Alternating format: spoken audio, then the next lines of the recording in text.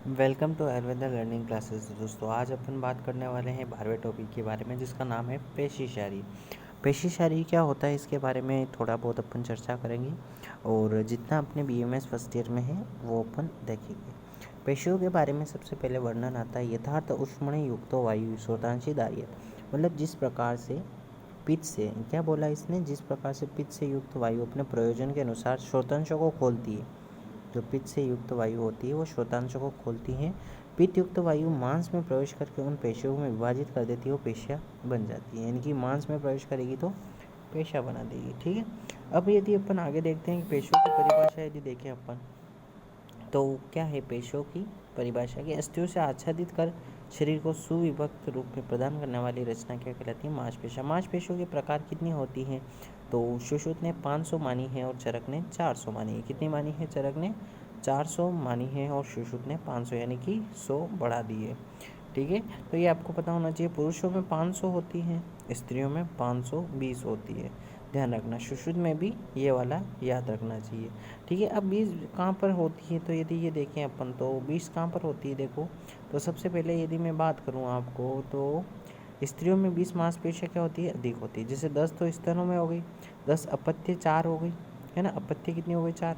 गर्भ छिद्र में 4 मसल्स, तो ये टोटल, और शुक्र आंत्र को प्रवेश कराने के लिए 3, तो ये टोटल कितनी हो गई, 20, यानी 20 हो गई। ठीक है, तो ये चीज़ ध्यान रखनी। फिर बात करते हैं, कुल 20 अधिक मांसपेशियाँ स्त्रियों में अधिक होती हैं। ठीक है। अपत्य मार्ग में 4 पेशियाँ होती है, 2 बाहर, 2 अंदर, यानी कि मेजोरा और माइनोरा आप देख सकते हैं, लिबिया मेजोरा लिबिया माइनोरा होता है, उस तरह से ये मसल्स मानी गई है। ठीक है।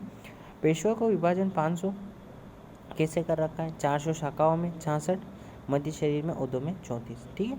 अब देखो पेशियों का स्वरूप, यानी पेशियों का स्वरूप यानी पेशियों का प्रकार देखें, कितने 12 प्रकार बता रखे। कौन कौन से, कोटेशन आपको याद होना चाहिए। तानसाम, बहलम, पेलम, स्थूल, अणु, प्रथु, व्रत, ह्रस्व, दीर्घ, स्थिर, मृदुस, लक्षण, कर्कश, यानी कि बहल, है ना, फैली हुई, पेलव, स्थूल।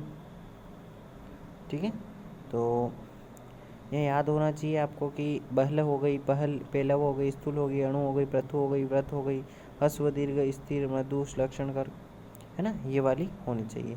अब देखो मैं आपको बताता हूँ यहाँ पर कि बहल मतलब थिक डेंसिटी होती, पेलव, है ना, जैसे एक सॉस मेजर हो गई बहलव, पेलव के लिए टेंसर विलय। ठीक है, और स्थूल के लिए ग्लूटियस मैक्सिमस, स्थूल पेशिया पेशी होगी, वृत्तुल पेशी। बस आपको नाम याद रखने हैं इनके। ठीक है। टाइप ऑफ पेशिया, तो आप पढ़ते हो skeletal muscles, smooth muscles, cardiac muscles. ठीक है। ऐच्छिक मांसपेशियाँ होती है स्केलेटल। ठीक है। स्मूथ में अनैच्छिक होती हैं और जो कार्डियक है वो भी अनैच्छिक होती हैं। ठीक है, इस टाइप से इनके होते हैं ये skeletal muscles, smooth muscles, cardiac muscles. ठीक है, तो ये आपको मॉडर्न में पढ़ाया जाएगा अच्छे से, तो वहाँ पर आप पढ़ना। ठीक है, तो यहाँ पर पेशियों में बस छोटा सा ही टॉपिक था, ज़्यादा बड़ा नहीं था। बस आपको एक कोटेशन याद रखना, 12 प्रकार की होती है। Okay, so thank you.